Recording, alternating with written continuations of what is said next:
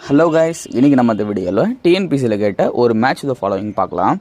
கீழே கொஷின் பாருங்கள். பின்வருவனற்றில் எது தவறான இணைக்கப்பட்டுள்ளது அப்படின்னு சொல்லிட்டு கொஷின் கேட்குறாங்க. இந்த மேட்ச் த ஃபாலோவிங்கில் நம்ம எது ராங்காக மேட்சாக இருக்குன்றதை கண்டுபிடிச்சா மட்டும் போதும். ஸோ ஃபஸ்ட்டு கோயம்புத்தூர் வந்து தென்னிந்தியாவின் மான்செஸ்டரான்னு சொல்லிட்டு கேட்டிருக்காங்க. ஆமாம், கோயம்புத்தூர் தான் தென்னிந்தியாவின் மான்செஸ்டர்.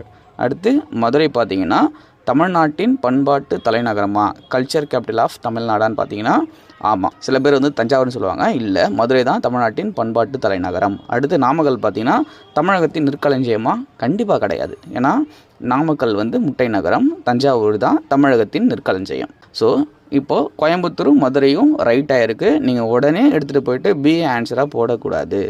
ஏன்னா கொஷினை பாருங்கள், பின்வருவனற்றில் எது தவறாக இணைக்கப்பட்டுள்ளதுன்னு கேட்குறாங்க. எது ராங்காக மேட்சாக இருக்கோ அதுதான் நம்ம ஆன்சராக போடணும். ஸோ 3-4 தான் ராங்காக மேட்சாக இருக்குது. அப்போ ஆன்சர் டி தான் கரெக்ட். ஸோ கொஷினை நீங்கள் தெரியும், ஆன்சரும் உங்களுக்கு தெரியும். எக்ஸாமில் கொஞ்சம் கரெக்டாக பார்த்து போடுங்க.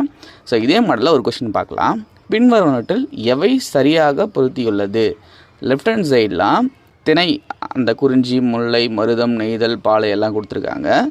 ரைட் சைடு பார்த்திங்கன்னா அந்த நிலத்தோட பேர்ட்ஸ் எல்லாம் கொடுத்துருக்காங்க.